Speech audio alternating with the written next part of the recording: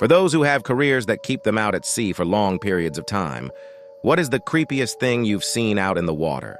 Not so much what I saw, but what I experienced. I was once underway in the Gulf of Alaska during a November gale.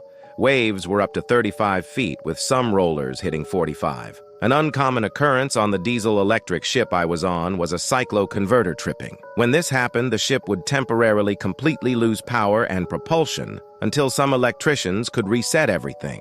This happened during that gale. I simply can't explain how strange it is for the boat you're on to all of a sudden go so quiet that you can clearly hear waves slapping the ship and metal bending and flexing, knowing you're completely at the mercy of the sea, knowing that if the ship lost its bearing and went beam, there was a real possibility of capsizing. It's easy to forget when you're at sea that the only thing keeping you alive is a bunch of steel welded together. At that moment, I was fully aware, and it humbled me. Thankfully, we trained frequently for this and had everything fired back up relatively quickly. Another time I recall was when the ship took a rogue wave.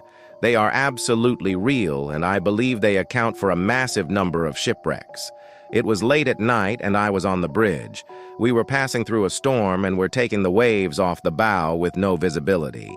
As the ship moves, there's normally a pretty standard pattern.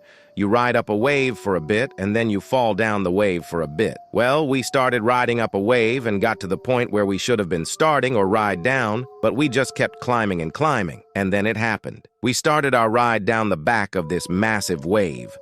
All of us braced ourselves and tried to find something to hold on to, but we all fell to the deck anyway. Anything that wasn't secured for sea fell down all around us.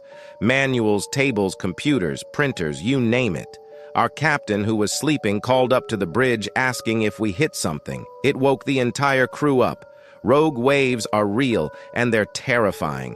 I can't imagine being in a smaller boat or taking one of them broadside.